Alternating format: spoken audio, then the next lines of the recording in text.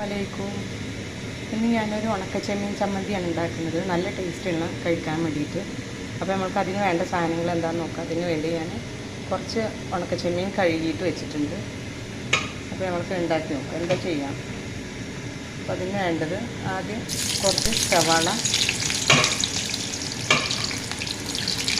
ഇട്ടിട്ട് അത് നമുക്ക് ഒന്ന് മൂപ്പിച്ചെടുക്കാം. ചെറുതായിട്ട് മൂക്കാൻ മതി.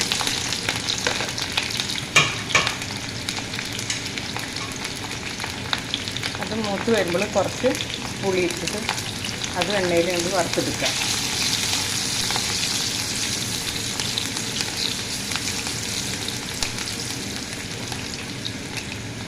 പിന്നെ അത് റെഡിയായിട്ട് വരുമ്പോൾ കുറച്ച് കറിവേപ്പില ഇട്ടിട്ട്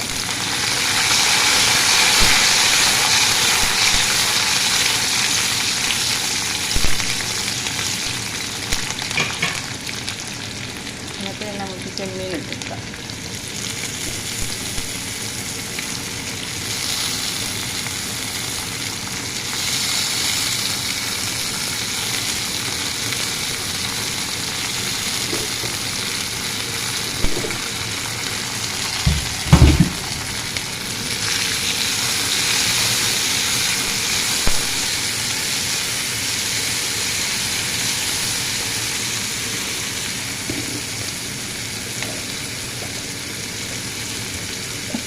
അത് റെഡിയായിട്ട് വരുമ്പോൾ ആവശ്യത്തിന് ഉപ്പിട്ട് കൊടുക്കാം.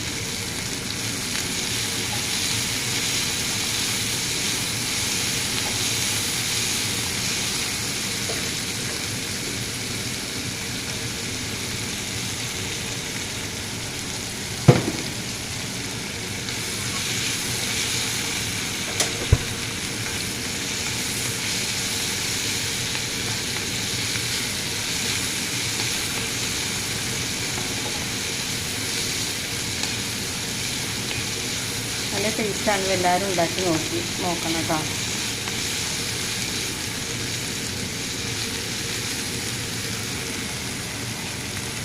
ഇനി വേണ്ടത് തേങ്ങയാണ്.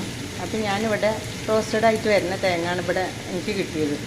നമ്മുടെ നാട്ടിലാണെങ്കിൽ നമുക്ക് തേങ്ങ മറ്റേ നമ്മൾ സാധാ പച്ച തേങ്ങ അരച്ചിട്ട് ചിരവിയിട്ട് അത് ഇട്ട് കൊടുക്കാൻ പറ്റും. അപ്പോൾ ഞാൻ എന്ത് ചെയ്ത് ഈ തേങ്ങ ഒരു പ്രാവശ്യം ഉണ്ടാക്കി നോക്കുമ്പോൾ നല്ല ടേസ്റ്റ് ഉണ്ടായിരുന്നേ. അപ്പോൾ ഞാൻ ഇതിനൊരു ബൗള് തേങ്ങ എടുത്ത് അതും ഇതിൻ്റെ കൂട്ടത്തിൽ വറുത്തെടുക്കാം.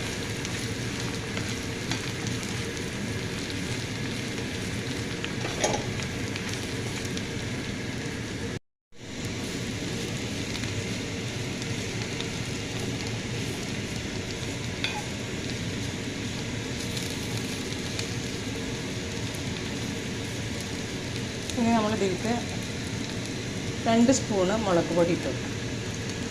അത് നമ്മൾ എരിവിനനുസരിച്ചിട്ട് ഇട്ട് കൊടുക്കാം.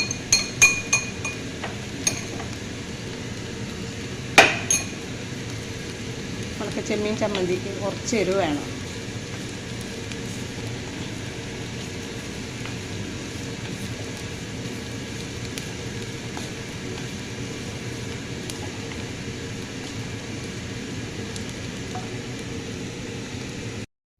അങ്ങനെ നമ്മൾ ചെമ്മീൻ ചമ്മന്തിക്കുള്ള കൂട്ടൊക്കെ റെഡി ആയിട്ടുണ്ട്. ഇനി ഇത് ചൂടാറിയതിന് ശേഷം മിക്സിയിലിട്ടിട്ട് നമുക്കിത് പൊടിച്ചെടുക്കാം.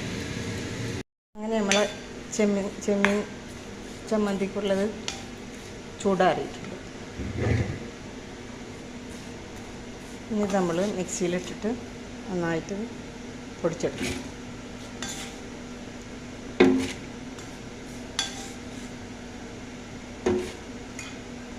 നമ്മളിത് പൊടിച്ചിട്ട് വരാം കേട്ടോ.